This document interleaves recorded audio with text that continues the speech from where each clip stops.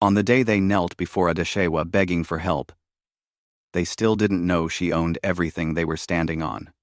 The same stepmother who starved her. The same siblings who mocked her. The same father who turned a blind eye. Were now homeless, broke, and desperate because of one document signed years ago by a man they never even knew existed. But how did a girl treated worse than a maid become the most powerful person in that family? How did the child who slept on a thin mat in the corner of the kitchen end up holding the keys to an empire? This is her story. And if you stay till the end, you'll see why some people say karma doesn't just come back. It comes back with receipts. Before we go any further, can I ask you for a small favor? This story took me days to write, record, and edit. Every frame, every emotion, every sound. It costs you nothing to support me, but it truly means everything to me. Please hit the like button and subscribe if you have not, and comment your location below. I want to know where my amazing viewers are watching from. I read every comment, and I will be giving a shout out in my next video. Adeshewa was 8 years old the day her world ended. It was a Tuesday morning.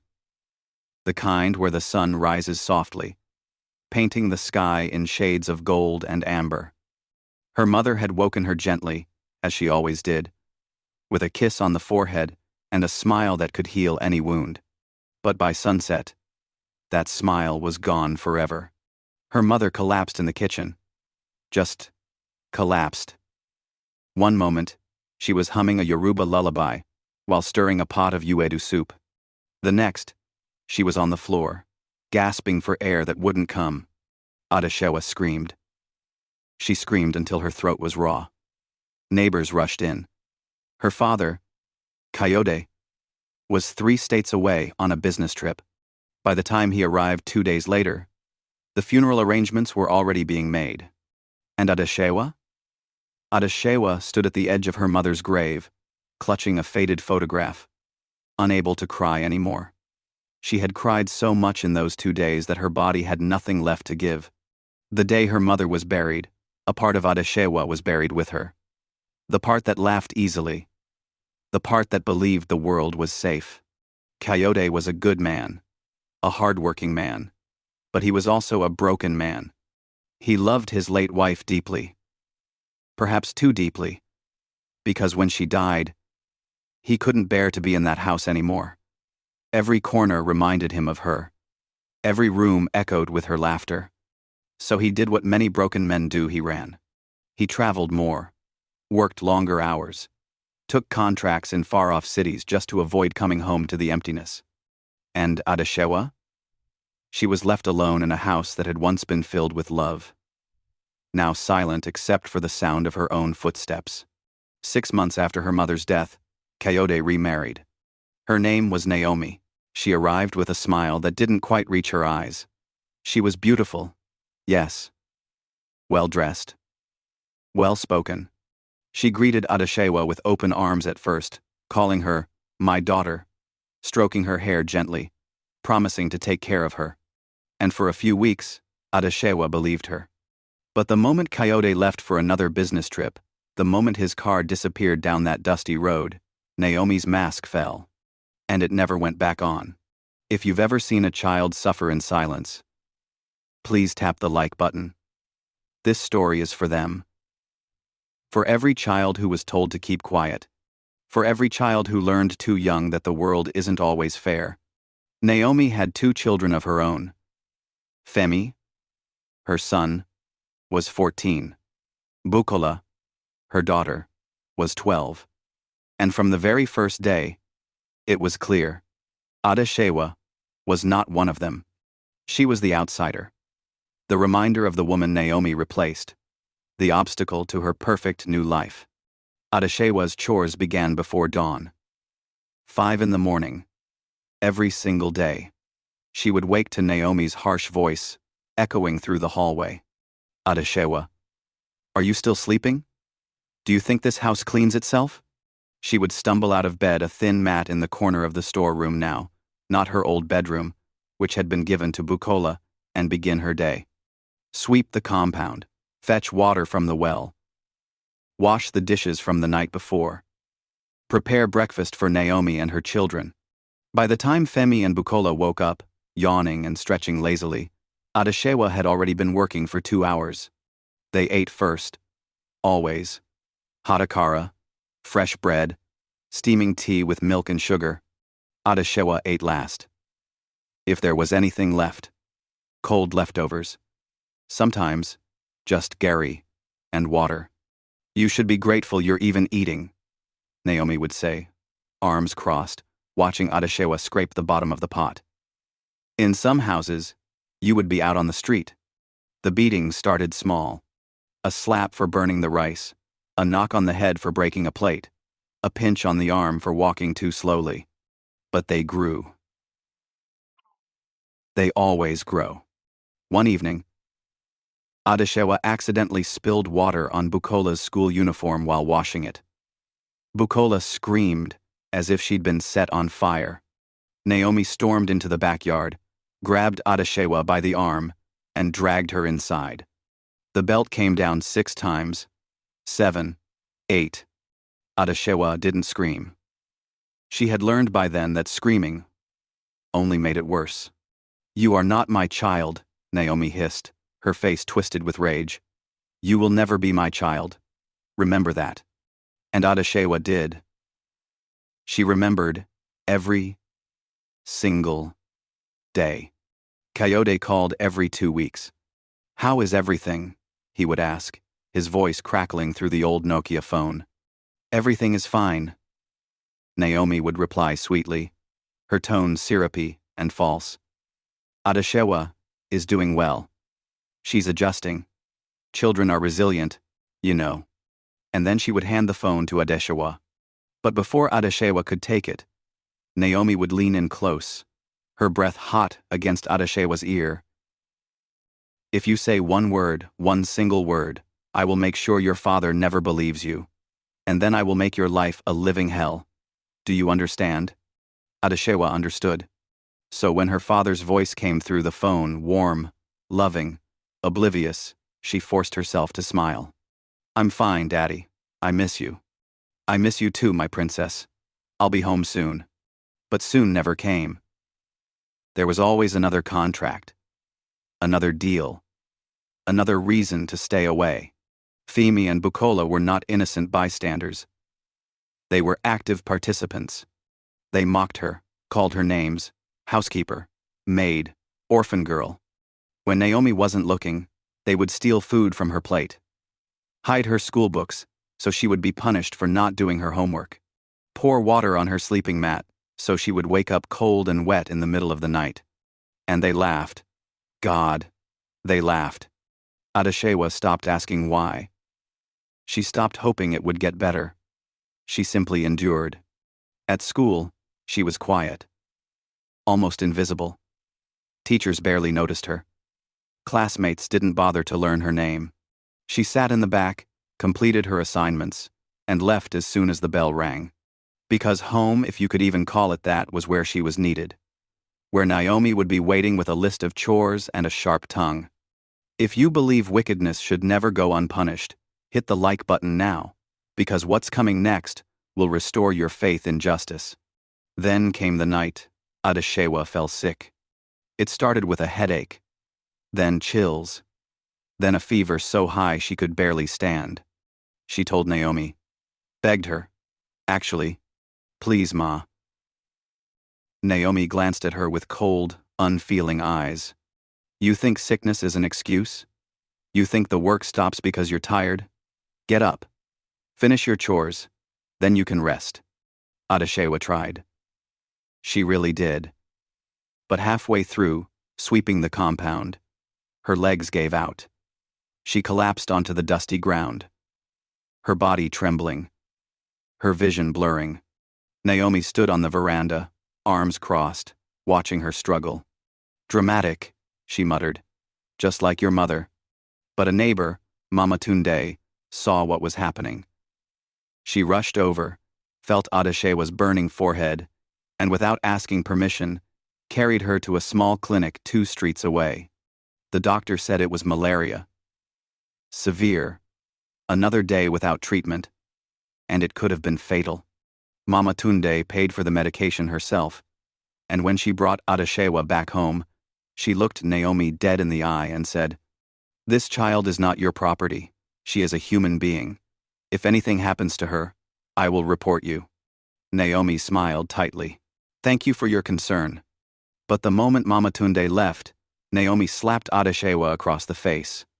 "Don't you ever embarrass me like that again." What Naomi didn't know, what none of them knew, was that someone had been watching. Far away, in a sprawling estate on the outskirts of Lagos, an old man sat in his study, reading a private investigator's report. His name was Chief Adebayo Coker, and he was Adeshewa's maternal grandfather. He was a man of legend, a self-made billionaire, who built his fortune from nothing. Real estate, oil, telecommunications. His name appeared in Forbes. Presidents sought his counsel. His wealth was so vast that even he had lost count. But for all his success, Chief Coker carried one deep regret. Years ago, he had a bitter falling out with his daughter Adeshewa's mother. It was over something foolish. Pride, stubbornness, words spoken in anger that could never be taken back. They hadn't spoken in over a decade. And then she died. He learned about her death 3 weeks after the funeral. By then, it was too late. Too late to apologize. Too late to reconcile. Too late to tell her he loved her. But her daughter, his granddaughter, was still alive. Chief Coker hired investigators immediately. He wanted to know everything: where Adeshewa lived, how she was doing, whether she was safe. The reports that came back shattered him. Photographs of a thin, hollow-eyed girl doing back-breaking labor. Testimonies from neighbors about the abuse. Medical records showing malnutrition and untreated injuries. He read it all. And he wept. This was his blood, his legacy, his granddaughter, and she was suffering. He wanted to intervene immediately, to storm into that house and take her away. But his lawyers advised caution. Kayode was her legal guardian. A custody battle could take years. And what if it failed? So Chief Coker did something else. He rewrote his will. It was a simple document, but it would change everything. I, Chief Adebayo Coker, being of sound mind and body, do hereby bequeath my entire estate, all properties, businesses, accounts, and assets to my granddaughter, Adeshewa Coker, upon her 21st birthday. No other claims shall be recognized. This is my final will and testament.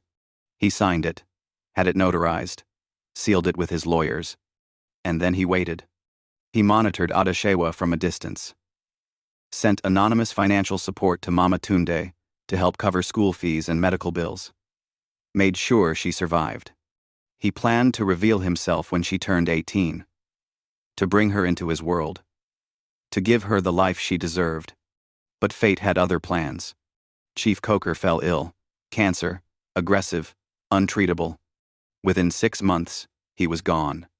And Adeshewa never knew he existed. The will was sealed, locked away in a law firm's vault, set to be opened on Adeshewa's 21st birthday. And until then, no one, not Naomi, not Kayode, not even Adeshewa herself, had any idea what was coming. If only they knew. Meanwhile, Adeshewa's life continued as it always had. Wake before dawn. Work until exhaustion. Endure the insults, the beatings, the hunger. She turned 13, 14, 15. Her body grew, but her spirit remained small. She stopped hoping for rescue, stopped dreaming of a better life. This was her reality, and she accepted it. But deep inside, buried beneath layers of pain and trauma, a tiny ember still glowed. An ember of resilience, of survival, of quiet, unbreakable strength. Then everything changed. Adeshewa was 17 when Kayode's business collapsed. It happened fast. A bad investment. A fraudulent partner. Within months, everything was gone. The cars, the savings, the properties. Coyote returned home for the first time in years, not as a successful businessman, but as a broken man drowning in debt. Naomi's arrogance turned to panic. "What do you mean we have nothing?" she screamed. "What have you been doing all these years?" "I'm trying, Naomi. I'm trying to fix this." But there was no fixing it. Creditors came knocking. Banks seized assets.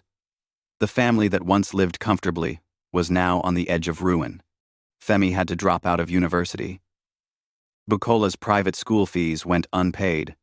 And Naomi? Naomi's pride crumbled like dust. Then, on a humid Tuesday afternoon, a black Mercedes pulled up outside the house. A man in a tailored suit stepped out. He carried a leather briefcase and an air of quiet authority. He knocked on the door. Naomi answered, hope flickering in her eyes. Maybe this was a miracle. Maybe this man had come to solve their problems. "Good afternoon. My name is Barrister Okonkwo. I'm here regarding the estate of the late Chief Adebayo Coker." Naomi's heart leaped. Chief Coker. She knew that name. Everyone in Lagos knew that name. The billionaire. The legend. But what could he possibly have to do with them? "Yes?" she said carefully. "How can we help you?" "I'm here to discuss the matter of inheritance. May I come in?" Naomi's mind raced. Inheritance. Could it be? Had Coyote's late wife been related to Chief Coker somehow? Had they just been sitting on a fortune this entire time? She practically dragged the lawyer inside. They gathered in the small sitting room. Coyote, Naomi, Femi, Bukola, and Adeshewa, who had been washing clothes in the backyard, was reluctantly called inside. She stood by the door, wet hands clutching a rag, confused and frightened. Barrister Okonkwo opened his briefcase and pulled out a document. "I need to verify something first," he said, looking at Coyote. "Your late wife. Her maiden name was Coker, correct?" Coyote nodded slowly. "Yes. Adebimpe Coker. Adebimpe. Coker. And Chief Adebayo Coker was her father?" Another nod. Naomi's breath caught. This was it. This was their salvation. The lawyer continued. "Chief Coker passed away 4 years ago. His will has been in probate, and certain conditions had to be met before it could be executed." "What conditions?" Naomi asked, leaning forward. "The primary beneficiary had to reach the age of 21. Coyote frowned. "I don't understand. I'm his son-in-law. Wouldn't I?" "You are named in the will, Mr. Coyote," the lawyer interrupted. "However, you are not the primary beneficiary." Naomi's smile froze. "Then who is?" Barrister Okonkwo turned to look directly at Adeshewa. "Miss Adeshewa Coker. Chief Coker left his entire estate to his granddaughter." The room went silent. Naomi laughed, a sharp, disbelieving bark of laughter. "I'm sorry. What? Her?" "I assure you, madam, it is not."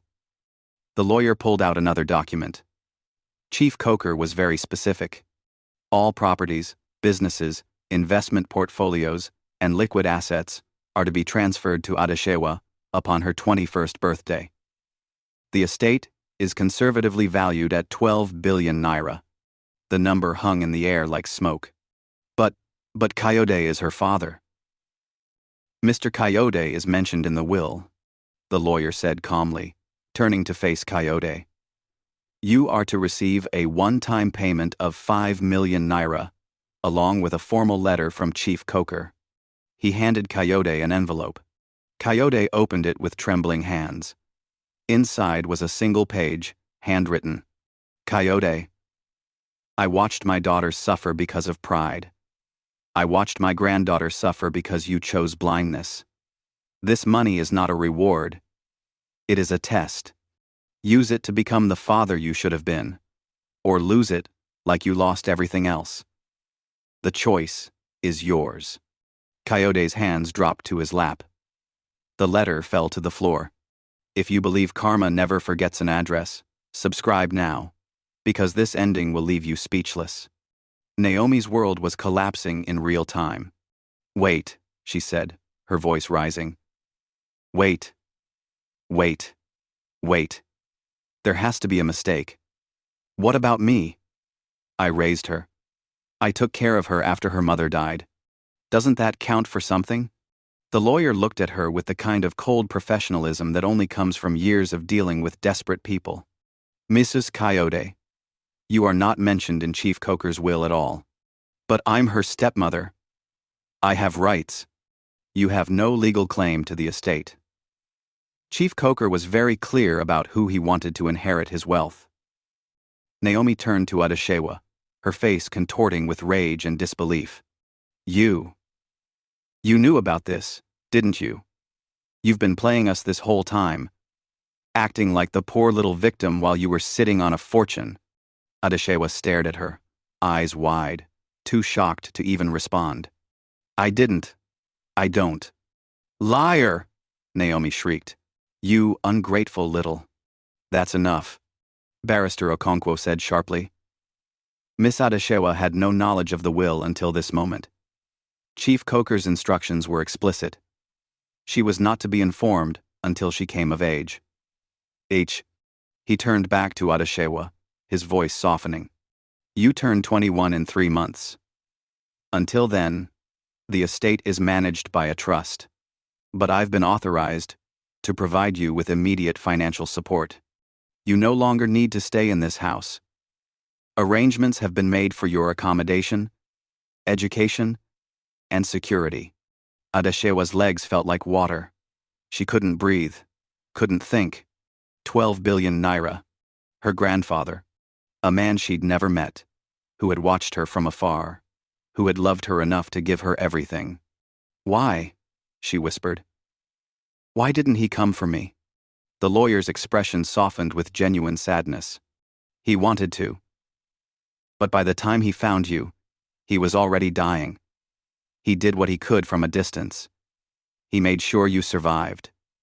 And he made sure you would never be powerless again.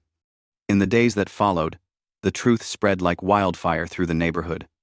Adeshewa, quiet, invisible Adeshewa, was a billionaire heiress. The same girl who fetched water at dawn, who ate scraps, who wore second-hand clothes to school.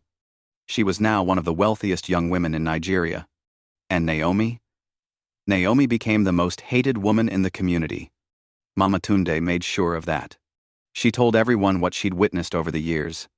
The beatings, the starvation, the cruelty.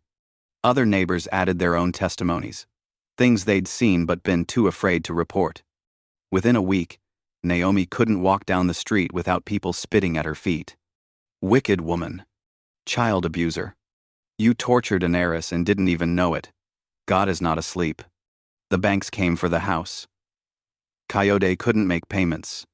Naomi's jewelry, her last symbols of status, were sold off to cover debts.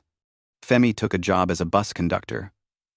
Bukola dropped out of school entirely, working as a shop attendant in a roadside store. The family that had once looked down on everyone was now at the bottom. And they turned, inevitably, desperately, to Adeshewa.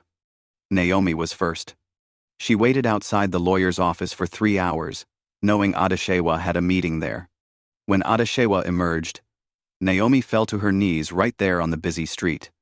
People stopped, stared, pulled out their phones. Adeshewa. Naomi sobbed. Please. I'm begging you. We have nowhere to go. No food. No money. Please. Adeshewa looked down at her. This woman who had made her life hell for nearly a decade. She felt the weight of 1,000 eyes watching, waiting to see what she would do. You told me I should be grateful for scraps, Adeshewa said quietly. I was wrong. I was so wrong. Please. I'm sorry. You're not sorry you hurt me. You're sorry you got caught. You're sorry I have power now. Naomi's face crumpled. Please. My children are suffering. Adeshewa's jaw tightened. And I wasn't a child when I suffered? The crowd murmured in agreement. But then Adeshewa took a breath. Stand up. Naomi looked up, hope flickering in her red-rimmed eyes. Stand up, Adeshewa repeated. I won't help you here. Not like this. Not as a spectacle. 3 days later, Adeshewa summoned the entire family to the lawyer's office. Kayode, Naomi, Femi, Bukola. They sat across from her, looking small and broken. Adeshewa had changed. She wore a simple but elegant dress. Her hair was properly done. She sat with her shoulders back, head high. She looked like what she was, a woman of substance. I've thought about what to do with all of you, she began. Part of me wanted to let you suffer the way I suffered. To let you know what it feels like to be powerless and afraid. Naomi opened her mouth, but Adeshewa raised a hand. I'm not finished. Silence. But I realized something. If I become like you, then you win. If I let bitterness turn me cruel, then I'm no better than what you made me endure. She leaned forward. So here's what's going to happen. I will pay off Daddy's debts. I will provide a modest monthly stipend. Enough to survive. Not enough to waste. I will cover basic living expenses. Relief flooded their faces. But there are conditions. The relief froze.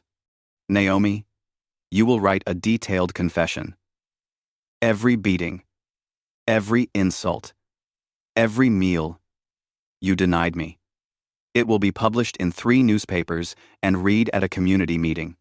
You will face what you did. Naomi's face went pale. You want to humiliate me publicly? No. I want you to tell the truth publicly. There's a difference. Adeshewa turned to Femi and Bukola. You two will complete your education in public schools. You will work part-time jobs. You will learn what it means to earn something instead of having it handed to you. They nodded, too ashamed to protest. Finally, she looked at her father. Daddy, you and I will attend family therapy. Every week. For as long as it takes. Because you need to face the fact that you abandoned me when I needed you most. Kayode's eyes filled with tears. I'm sorry, Adeshewa. I'm so sorry. I know. And maybe one day, I'll forgive you. But not today. Today, we start being honest about what happened. 8. We do. She stood up. One more thing. None of you will ever control my life again. Not my money. Not my choices. Not my future. I'm not the powerless little girl you remember. I'm Chief Coker's granddaughter. And I will honor his legacy by being better than all of you. 3 weeks later, the community meeting happened. It was held in the town square. Hundreds of people came. Naomi stood at the front, holding a microphone with shaking hands, and she confessed. Every cruel word. Every beating. Every night. Adeshewa went to bed hungry. Some people cried. Others shouted in anger. Many recorded it on their phones. The footage spreading across social media within hours. By the time Naomi finished, she was sobbing so hard she could barely stand. But she stayed. She faced it. Because she had no choice. And Adeshewa watched from the back of the crowd, her face unreadable. Not satisfied, not vengeful. Just done. Adeshewa took full control of her grandfather's estate on her 21st birthday. She didn't waste it on revenge or luxury. She built a foundation in her mother's name. Scholarships for orphaned girls. Safe houses for abused children. Counseling programs. Legal aid for families trapped in abusive situations. She gave voice to the voiceless. Hope to the hopeless. Power to the powerless. She hired Mama Tunde as the foundation's community outreach director. The woman who had saved her life was now helping save others. Coyote eventually apologized. Truly apologized. It took 2 years of therapy, but they rebuilt something fragile and real. Not what they had before, but something honest. Femi and Bukola graduated, changed, humbled. They worked for the foundation eventually, quietly trying to make amends for the children they'd once been. And Naomi? Naomi lived quietly in a small apartment, paid for by Adeshewa's stipend. She worked as a seamstress, attended a support group for people who'd committed abuse. Some days were harder than others. She would never be forgiven by the community. Her name became a cautionary tale. Mothers used her story to teach their children about cruelty and consequence. But she was alive, and she was no longer powerful enough to hurt anyone. And perhaps that was justice enough. Adeshewa became exactly what her grandfather hoped she would be. Strong, compassionate, unstoppable. At 25, she was named one of Forbes's most influential young philanthropists in Africa.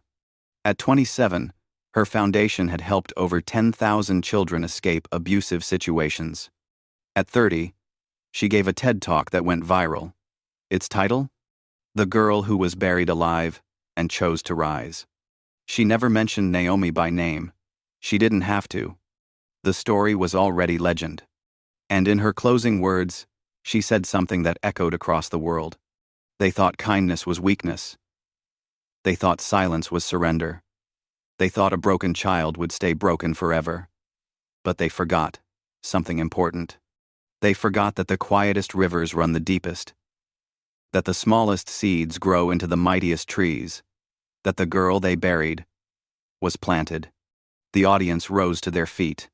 And somewhere, in a small apartment in Lagos, an old woman watched the video on a borrowed phone and wept. Now here's my question for you. If you were Adeshewa, would you have helped them? Would you have forgiven the people who made your childhood a living nightmare? Or would you have walked away and let them suffer the consequences of their cruelty? Tell us in the comments. I genuinely want to know what you would do. And if you love deep African stories filled with justice, redemption, and karma that never forget stories that make you think, feel, and believe in second chances, then subscribe now. Hit that notification bell, because your next favorite story is already waiting. Remember, the world is watching. How you treat others when they have nothing, that's who you really are. And karma? Karma is always taking notes. Thank you for listening. I'll see you in the next story.